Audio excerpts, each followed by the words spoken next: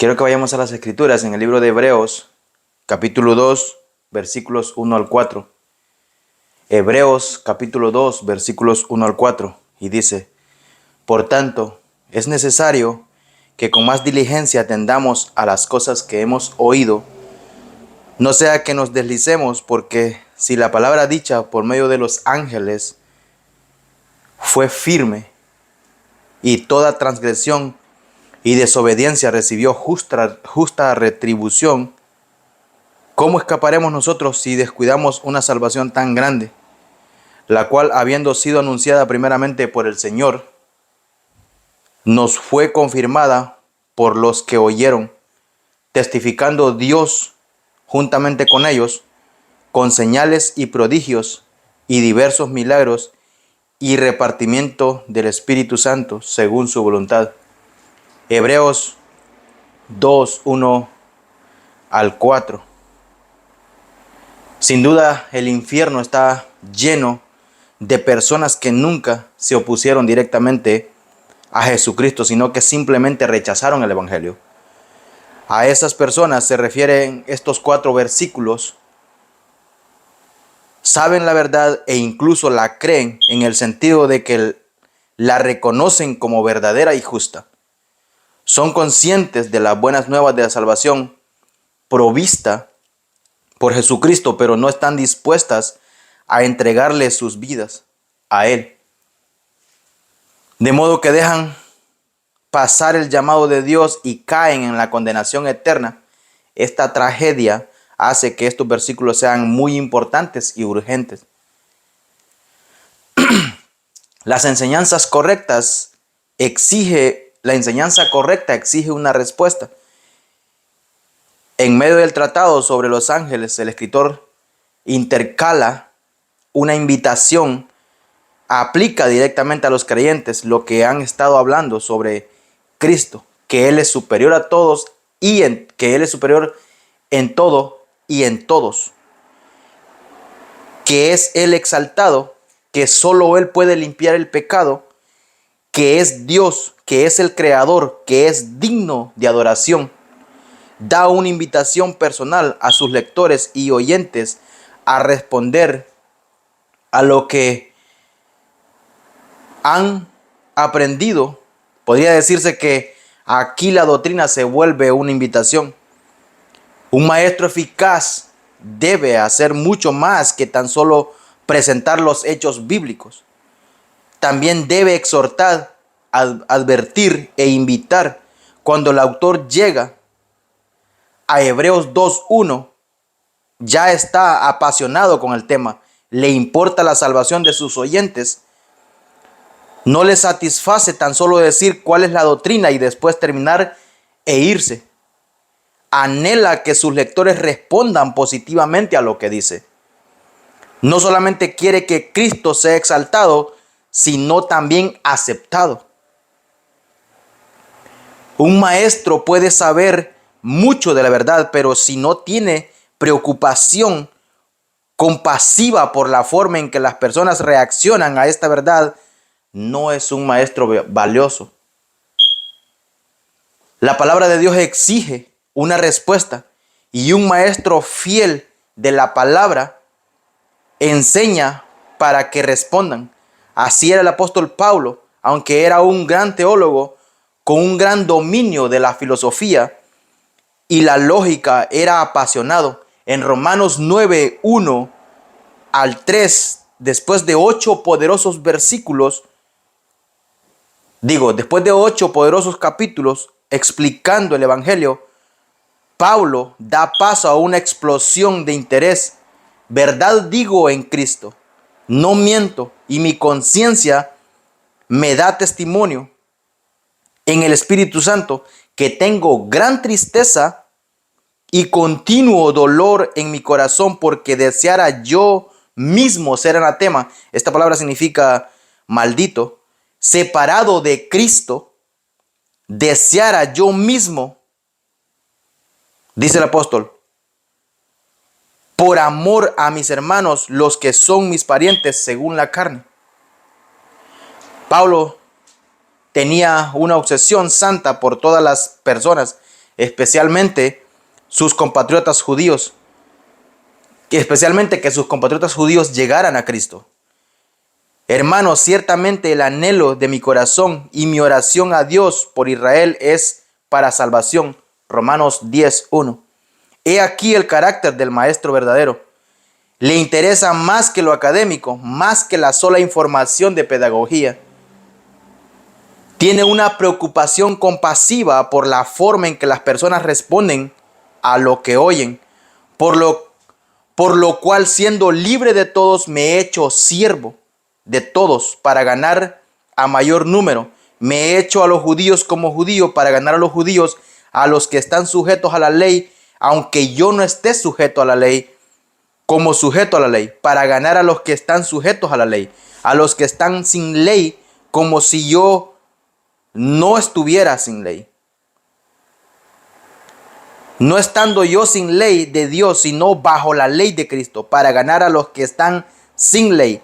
Me he hecho débil a los débiles para ganar a los débiles. A todos me he hecho de todo, para que de todos modos salve a algunos. Y esto hago por causa del evangelio de Cristo. 1 Corintios 9, 19 al 23. A pesar del rechazo de su propio pueblo, la dureza de sus corazones y de su historia de persecución de los mensajeros de Dios, no obstante, Jesús se preocupaba por su salvación.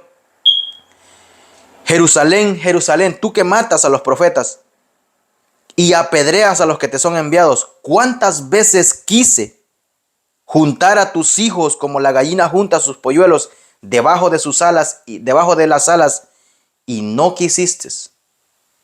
Mateo 23, 37. En otra ocasión dijo a sus oyentes judíos: escudriñad las escrituras, porque a vosotros os parece que en ellas tenéis la vida eterna, y ellas son las que dan testimonio de mí, y no queréis venir a mí para que tengáis vida. Tenía una preocupación compasiva por la respuesta de sus oyentes. La enseñanza fiel siempre exige una respuesta. En Hebreos 13, 22 se dice que toda la carta es una palabra de exhortación. Por lo tanto, requiere una respuesta, de modo que cuando el corazón del escritor está más entusiasmado por la superioridad de Cristo sobre los ángeles, él intercala una invitación conmovedora.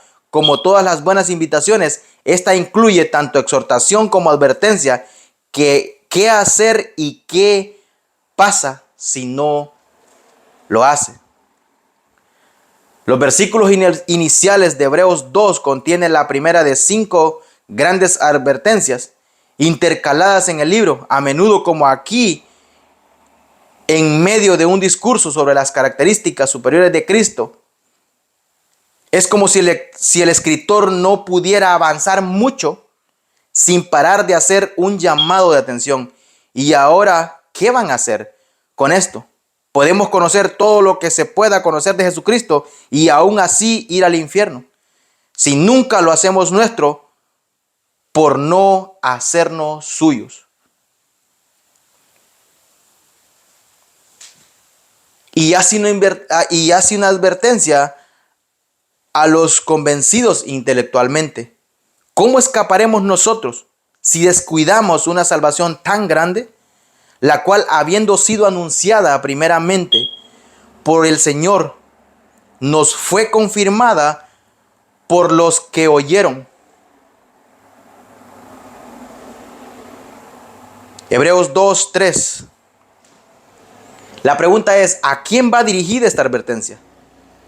Yo pienso, y muchos piensan, que no puede ser a los cristianos. Ellos nunca pueden estar en peligro de rechazar la salvación, en el sentido de no recibirla, puesto que ya la tienen.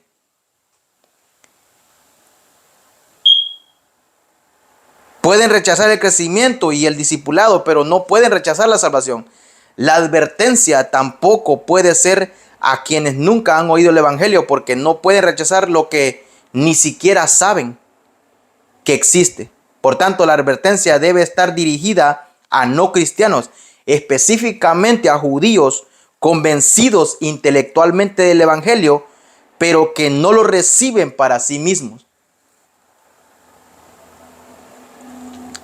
Sin embargo, si la advertencia es para los incrédulos, ¿por qué escribe el autor nosotros y nos? Se está incluyendo en él entre los convencidos intelectualmente, pero no los entregados. ¿Está diciendo el autor que no es cristiano? No, ese nosotros es de nacionalidad o de todos los que han oído la verdad.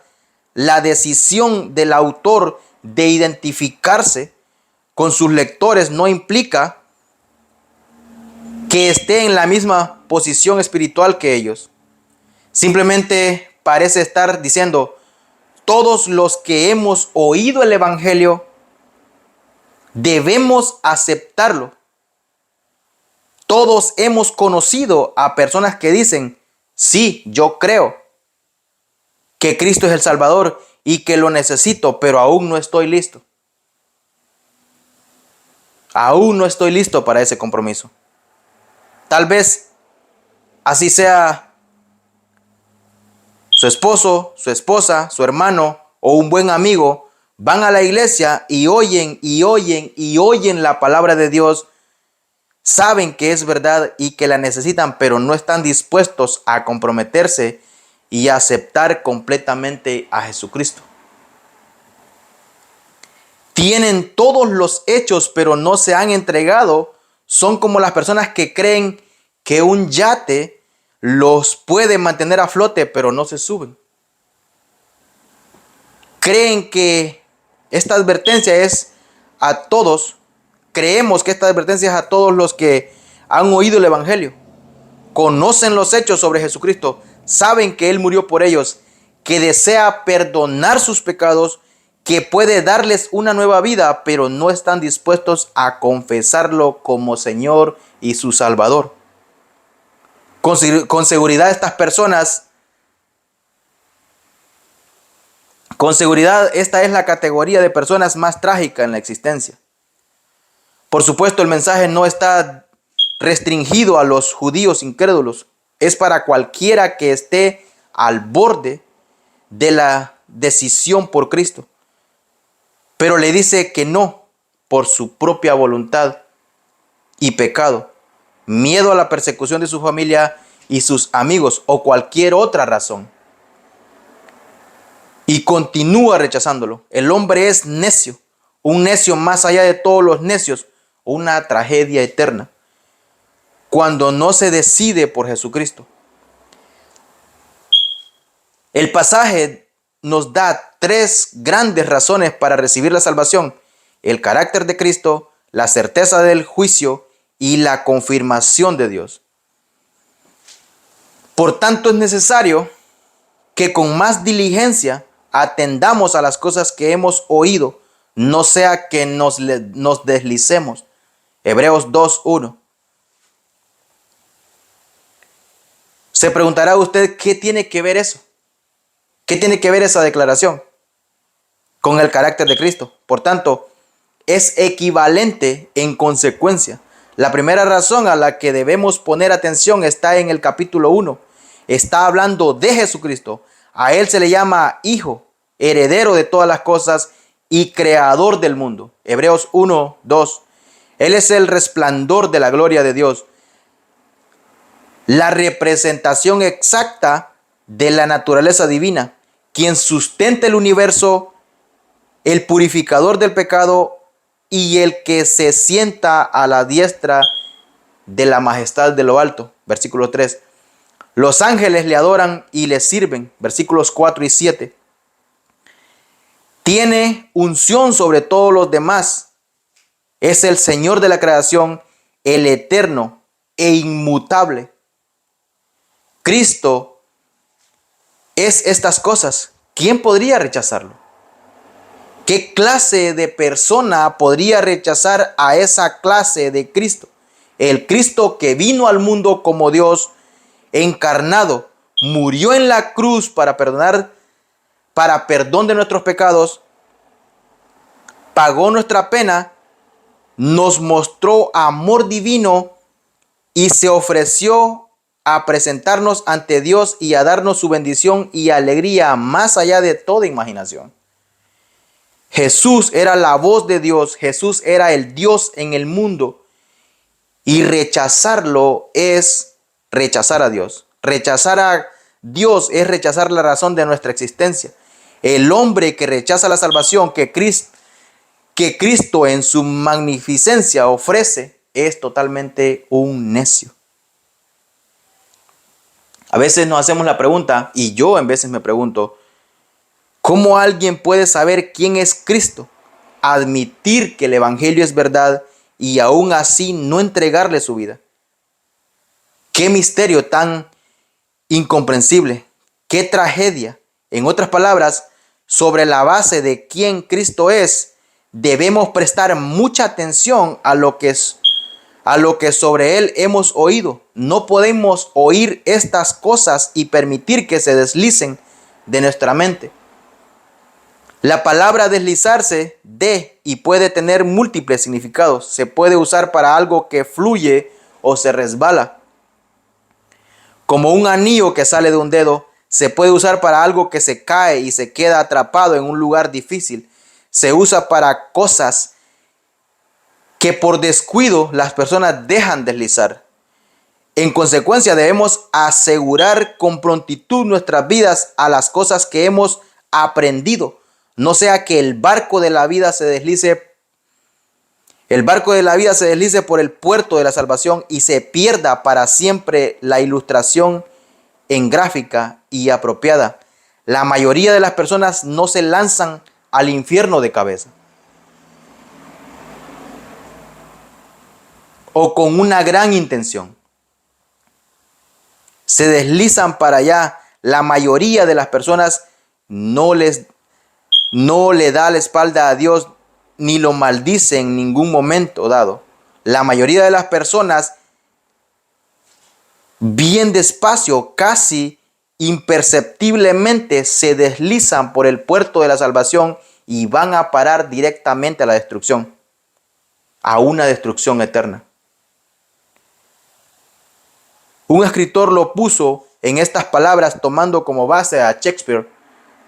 Hay una marea en los asuntos de los hombres que cuando está bajando lleva la victoria. Cuando se le ignora, las playas del tiempo quedan llenas de escombros. Cuán cierto es la descripción. No es de un marinero ignorante o un rebelde silencioso, sino de un marinero descuidado. Por lo tanto, debemos tener el mayor cuidado, no sea que sin intención e inesperadamente nos encontremos un día con que nos deslizamos para siempre del puerto de la salvación. Fin de la cita. Debemos entender que no es el Evangelio el que se desliza, como parece implicar la versión inglesa King James. Eso no es significado. Ese no es el significado.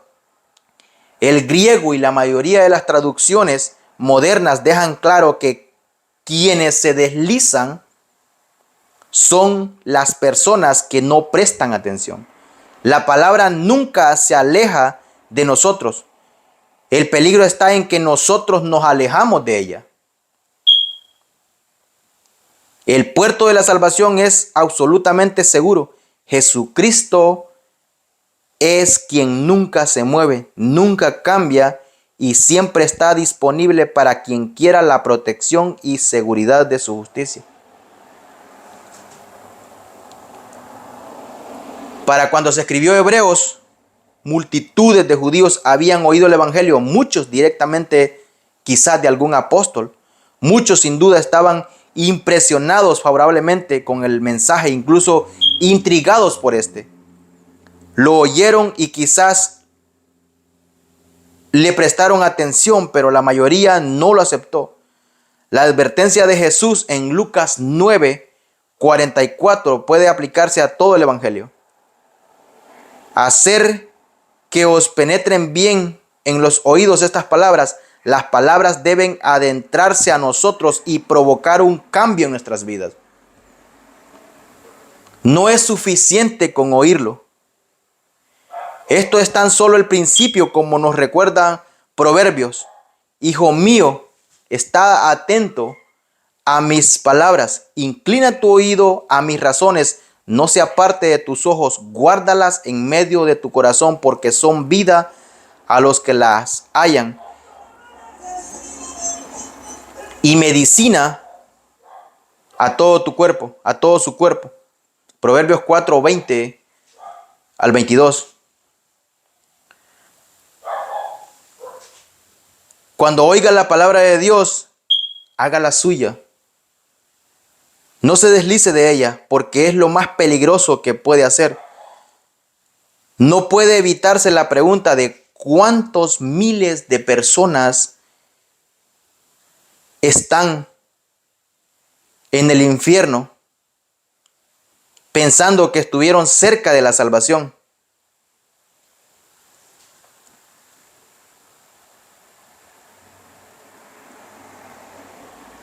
Y que estuvieron tan cerca de echar las amarras y anclar tan solo para deslizarse para siempre, porque no recibieron lo que oyeron y en muchos casos creyeron de verdad. Deslizarse es silencioso, muy fácil, pero absolutamente condenatorio. Todo lo que usted necesita hacer para ir al infierno es no hacer nada. Eso es lo único que necesitamos. Para empezar a caminar hacia allá, solo necesitamos no hacer nada o estar en el camino hacia allá.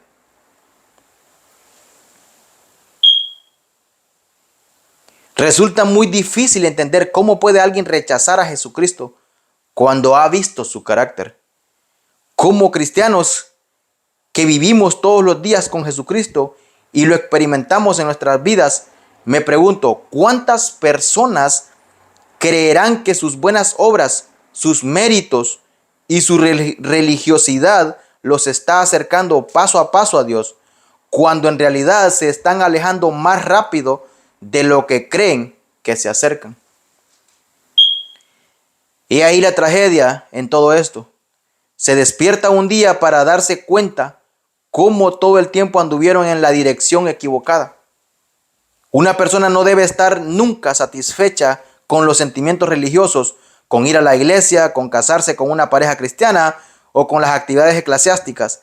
Esa persona se deslizará al infierno si no hace un compromiso personal con Jesucristo, el Señor y Salvador. La segunda razón importante para aceptar a Cristo es la certeza del juicio para quienes no lo reciban. Los versículos 2 y 3 nos hablan de lo inevitable que es este castigo. Porque si la palabra dicha por medio de los ángeles fue firme, y toda transgresión y desobediencia recibió justa retribución, ¿cómo escaparemos nosotros si descuidamos una salvación tan grande, la cual, habiendo sido anunciada primeramente por el Señor, nos fue confirmada por los que oyeron? Hebreos 2 al 3. La palabra griega para sí supone una condición cumplida, no una posibilidad. El significado en el contexto es que la palabra hablada por los ángeles era absoluta y categórica. La frase podría traducirse así: porque si, considerando el hecho de que los ángeles en efecto hablaron estas palabras, porque la ley del Antiguo Testamento, particularmente los 10 mandamientos, está tan relacionado con los ángeles, porque enfatiza el escritor que los ángeles mediaron el antiguo pacto. Lo hace porque los ángeles jugaron un papel decisivo en la llegada de los 10 mandamientos, como queda claro en varios pasajes. Salmo 68:17 da una idea. Los carros de Dios se cuentan por veintenas de millares. El Señor venía al Sinaí, a su santuario. Venía al Sinaí de su santuario, donde Moisés recibió la ley. El Señor estaba acompañado de una hueste de ángeles. El mismo Moisés nos informa: vino el Señor desde el Sinaí, vino sobre su pueblo como aurora desde Desde Seir resplandeció desde el monte Param y llegó desde Meriba, Cades, con rayos de luz en su diestra. Deuteronomios 33, 2. Esto automáticamente indica, creemos que los ángeles estuvieron implicados cuando llegó la ley. Hechos 7:38 menciona específicamente que al menos un ángel estaba con Moisés en el Sinaí. Este es aquel Moisés que estuvo en la congregación en el desierto, con el ángel que le hablaba en el monte Sinaí, y con nuestros padres. Unos versículos más adelante se nos dice que la ley se recibió por disposición de ángeles. El Antiguo y el Nuevo Testamento nos dice que los ángeles estuvieron en el Sinaí y fueron decisivos al traer la ley. Si usted rompía la ley lo rompía a usted, no había salida. Se lapidaba a una persona si cometía adulterio, adoraba falsos dioses o blasfemaba el nombre de Dios. La ley era inviolable.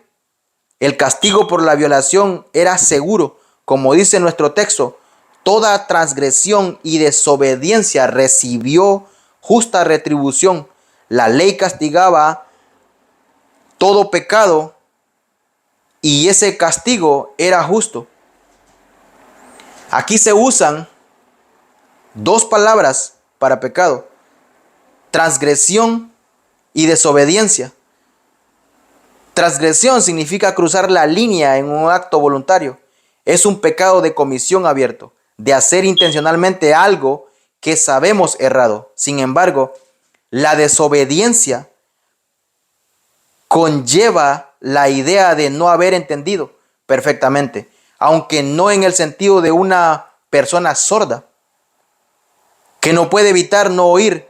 La desobediencia cierra deliberadamente sus oídos a los mandamientos, advertencias e invitaciones de Dios. Es un pecado de desatención, de omisión, no hacer nada cuando debíamos hacer algo. Uno es un pecado activo, el otro es un pasivo, pero ambos son voluntarios y ambos son serios. Véase Levíticos 24:14 al 16. Saca al blasfemo fuera del campamento. Quienes lo hayan oído impondrán las manos sobre su cabeza y toda la asamblea lo apedreará. Diles a los israelitas: todo el que blasfeme contra Dios sufrirá las consecuencias de su pecado. Además, todo el que pronuncie el nombre del Señor al maldecir a su prójimo será condenado a muerte. Toda la asamblea lo apedreará, sea extranjero o nativo. Si pronuncia el nombre del Señor al maldecir a su prójimo, será condenado a muerte. Parece severo, pero Dios quería asegurarse de que se solucionara inmediatamente el problema de los falsos profetas, blasfemos, para mantener la pureza moral y espiritual de su pueblo. Mírese ahora Números 15, 30 y 36. Pero el que peque deliberadamente, sea nativo o extranjero, ofende al Señor.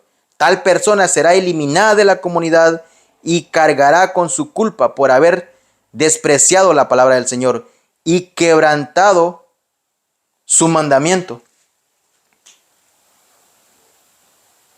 Un sábado, durante la estadía de los israelitas en el desierto, un hombre fue sorprendido recogiendo leña. Quienes lo sorprendieron lo llevaron ante Moisés y Aarón y ante toda la comunidad. Al principio solo quedó detenido porque no estaba claro qué se debía hacer con él. Entonces el Señor le dijo a Moisés: ese hombre debe morir. Que toda la comunidad lo apedree fuera del campamento. Así que la comunidad lo llevó fuera del campamento y lo apedreó hasta matarlo, tal como el Señor se lo ordenó a Moisés. Y tal vez se preguntará usted: ¿matarlo por recoger leña en sábado? Sí, porque deliberadamente desacató la ley de Dios. Comparemos Santiago 2:10. La ley inviolable que Dios determinó era fuerte. En Judas 5 leemos: mas quiero recordaros, ya que una vez lo habéis sabido, que el Señor, habiendo salvado al pueblo, sacándolo de Egipto, después destruyó a los que no creyeron. Ese es el juicio severo sobre los incrédulos. Nótese ahora la palabra justa en Hebreos 2:2. A Dios suele acusársele de injusto cuando su castigo nos parece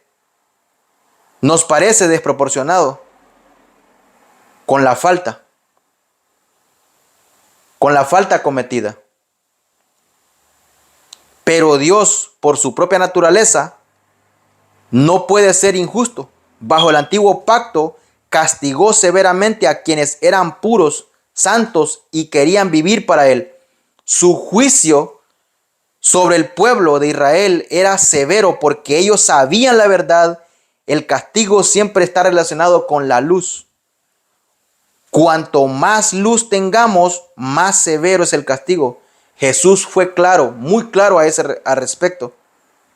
Entonces comenzó a reconvenir a las ciudades en las cuales había hecho muchos de sus milagros, porque no se habían arrepentido, diciendo: ay de ti, Corazín, y ay de ti, Betsaida, porque si en Tiro y en Sidón hubieran hecho los milagros que han sido hechos en vosotras, tiempo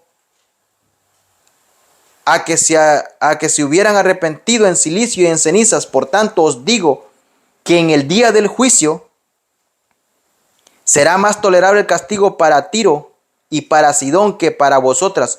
Y tú, Capernaum, que eres levantada hasta el cielo, hasta el Hades serás arrebatada.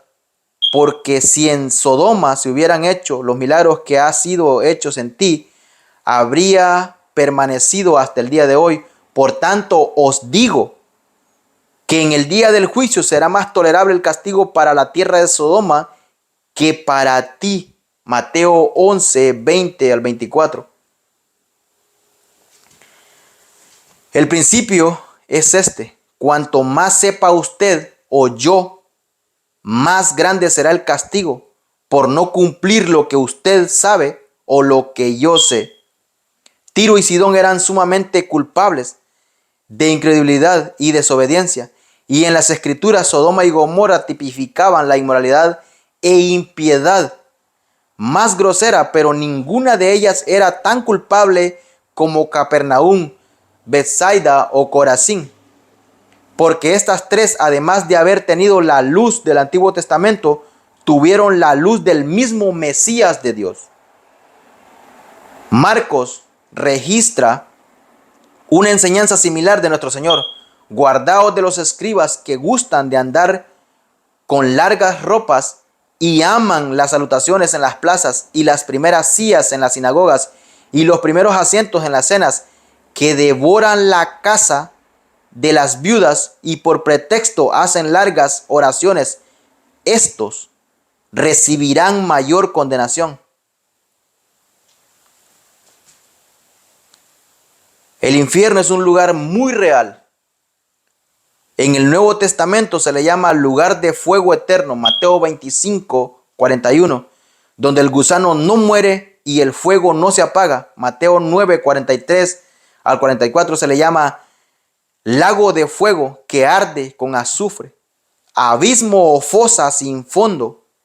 Apocalipsis 9, 11 y 11, 7 y otros. Tinieblas externas, donde está el lloro y el crujir de dientes, Mateo 22, 13. Y oscuridad de las tinieblas, Judas 13. Hay grados de castigo. Yo pienso, y muchos piensan, que hay grados de castigo en el infierno. Los lugares más calientes pertenecen a quienes más luz han rechazado. Préstese atención a las palabras del mismo Jesús. Aquel siervo que, conociendo la voluntad de su Señor, no se preparó ni hizo conforme a su voluntad, recibirá muchos azotes. más que el que sin conocerla hizo cosas dignas de azote. Será azotado poco, porque a todo aquel a quien se le haya dado mucho, mucho se le demandará. Y al que mucho se le haya confiado, más se le pedirá. Lucas 12, 47 y 48. El Señor está hablando sobre el juicio y lo que quiere decir es sencillo. Cuanto más luz, más responsables somos. Esta verdad se presenta de forma más clara posible. El que viola la ley de Moisés por el testimonio de 2 o 3 testigos muere irremisiblemente. Cuanto mayor castigo pensáis que merecerá el que pisoteare al Hijo de Dios y tuviere por inmunda la sangre del pacto en la cual fue santificado e hiciere afrenta al Espíritu de gracia. Hebreos 10, 28 y 29. La persona que conoce, entiende y cree en el Evangelio, pero se desliza y se aparta de este, experimentará el castigo más severo que puede existir. De modo que la certeza del castigo debe ser una motivación muy poderosa para aceptar a Cristo. Entonces, ¿cómo escaparemos nosotros si descuidamos una salvación tan grande, la cual, habiendo sido anunciada primeramente por el Señor, nos fue confirmada por los que oyeron, testificando Dios juntamente con ellos, con señales y prodigios y diversos milagros y repartimiento del Espíritu Santo, según su voluntad? Hebreos 2, 3. Hebreos capítulo 2, versículos 3 y 4. La tercera razón importante para aceptar a Cristo es la confirmación de Dios. Cristo fue el primero en anunciar el Evangelio y luego fue confirmado por los apóstoles que lo habían oído de él en persona. Sin embargo, lo que es más importante, Dios mismo dio testimonio y lo confirmó.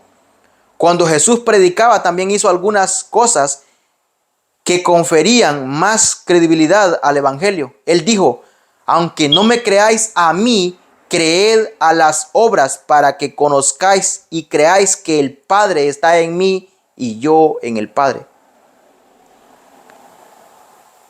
Cuando afirmó ser Dios y luego hizo cosas que solo Dios podía hacer, confirmó su divinidad y en consecuencia la verdad de su mensaje.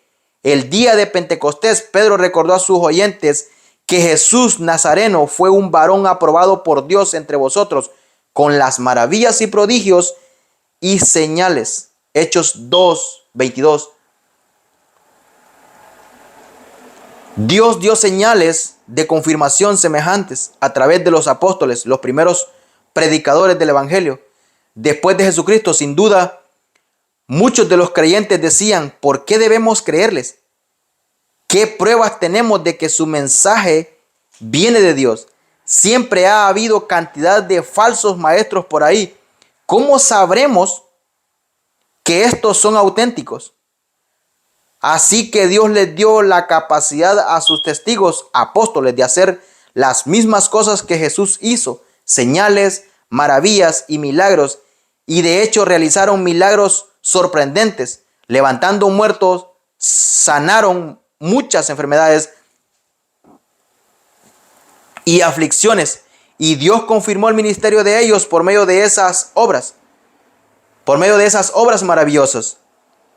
Por tanto, discutir con un apóstol sobre el Evangelio era discutir con Dios. Su predicación y enseñanza eran verdad divina, sustanciada por los milagros. Como si esta confirmación no fuera suficiente, Dios les dio también a los apóstoles repartimientos especiales del Espíritu Santo según su voluntad. La expresión según su voluntad parece haberse insertado para evitar que nos confundamos con respecto a las fuentes de ciertos dones espirituales. La idea principal del versículo 4 es que los dones que los apóstoles recibieron, que recibieron el Espíritu Santo eran una confirmación divina adicional a su mensaje y su ministerio. Los dones mencionados en Hebreos 2:4 eran milagrosos, no una promesa a los creyentes en general. Romanos 12 y 1 Corintios 12:14 ilustran de forma representativa los dones espirituales no milagrosos que estaban reservados para los apóstoles. En Hechos 14:3 leemos que Pablo y Bernabé se detuvieron en Iconio mucho tiempo, hablando con denuedo, confiados en el Señor, el cual daba testimonio a la palabra de su gracia, concediendo que hiciesen por las manos de ellos señales y prodigios. Pablo habló a los cristianos en Roma con potencia de señales y prodigios en el poder del Espíritu de Dios, de manera que desde Jerusalén y por los alrededores hasta Ilírico, todo lo hubo llenado del Evangelio de Cristo. Romanos 15:19. Como apóstol tenía el don de hacer estos milagros. Otra carta dice, con todo, las señales de apóstol han sido hechas entre vosotros en toda paciencia por señales, prodigios y milagros. 2 Corintios 12:12. Por tanto, estas obras especiales pertenecieron exclusivamente a la era apostólica. No estaban para durar indefinidamente y no son para hoy. ¿Cuáles eran estos dones? Específicamente considero, y muchos consideran, que eran varios, entre ellos milagros, lenguas e interpretación de lenguas. Todos estos milagros cesaron después de la era apostólica. No son necesarios hoy porque no existe esa necesidad de confirmar el evangelio. En ese tiempo Dios puso todo eso en los apóstoles para confirmar el evangelio. Primero en Cristo, luego en los apóstoles. Las señales, las lenguas fueron en los apóstoles, pero yo pienso que eso cesó ahí. Es mi punto de vista. Incluso en el Nuevo Testamento, estas confirmaciones fueron dadas únicamente para el beneficio de los incrédulos. Así que las lenguas son por señal no a los creyentes, sino a los incrédulos. 1 Corintios 14:22. Cuando se completó la palabra de Dios escrita, cesaron las otras confirmaciones. Si alguien hoy viene a decir, así dice el Señor, ¿cómo sabemos que es genuino?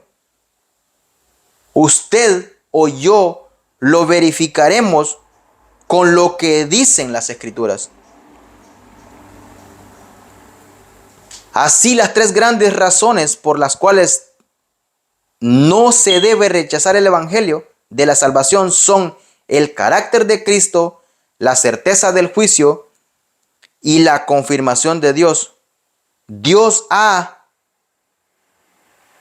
avalado este evangelio con señales, maravillas, milagros y dones espirituales especiales, pero ahora Él lo avala con el milagro y la autoridad de su palabra escrita.